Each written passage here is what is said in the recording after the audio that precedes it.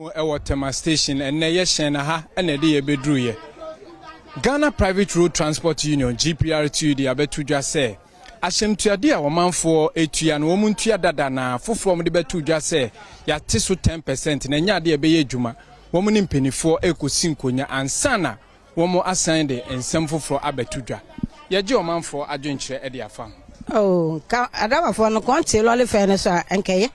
Eches so be qua baby akofa banche kraba ka no befo amakoa ka no befo onpa akono ko na se lolly fe no kosora be ma ne nyoma no so ba odi beto so mo enti ke kofom kakra enke ye mayen na mo me de me ha woni se ye wonkrofo bi so wo market ni mo ye maso mfo no me mo ne ma boye de nya draba fo kra asach ye mpa boye ton se obi kofa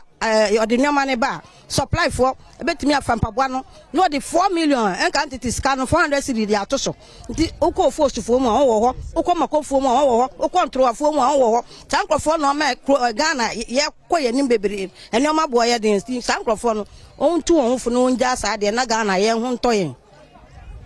Ashem Tuade no ye tuada na gina ho ma memema yo sesi anka be ya driver for no mu yikakra fiswa anka ye hu betoye so bibia boa ye din sesi ye niam ye ton ye fosu yi ye ntu lole fe mu na ye fa ni 17 16 sesi 45 60 se wo pe London niam dia je se wo kita 60 million ye ntu mi nto wo be kokra na obi ato na onu nso ton Obeko no obi ato etuwo na onu nso ton se omukun ye aduane kura ye ntumi nto ye dokun ko 5 cedi ye se ya ato anwa mu nti se bofro to ye ton 50 pesos ni once o person mo ti so sen se mo nti so ma ye ni dada mu a si ni dada mu a enya de ye gi de na wo dada wo dada na ye nji na ye hunto ye kakra se ye ntumi nya hwi ye wu on pe se ye nsu na ye nkukuru ye nsanyi na ngu ye tifi omu nhwe ye kakra omu twa ye omu ni hwe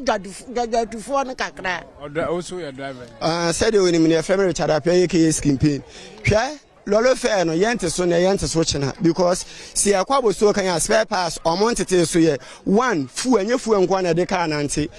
spare parts na de car nanti because se fu awo na se ties ni ase aka na be da akọ can't me nko break food we near 25 cedi si ekwa 15 cedi we near 12 cedi price na ho no 35 Ghana cedi tire home use near 3 million si 6 million ope brand new tire e chokita 8 million okwabo so kan ya no maboa de den kawo na anti ni sales so ye na wuti fe ne so a ye ne be de adidi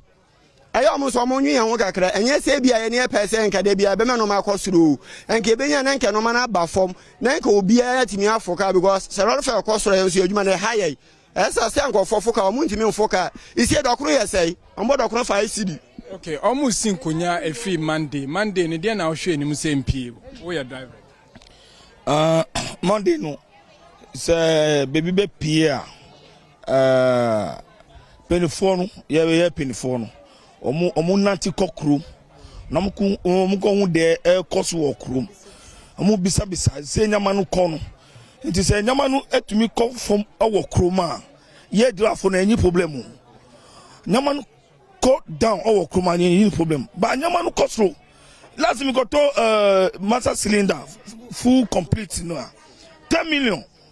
I did turn 5 million complete 4 million 10 million it's omu ko abuso kan ana duty na mini baby ade no free omu ko baby ade no free no penifo no omu ni baby ade no wo ye pa omu ko ho na omu manya man ko from my okrum asana mu ba ye de afo no so omanfo adwenkyere no trotro no ayema me a me di mate e wo kan nim no kan e yema mate no eje so se awe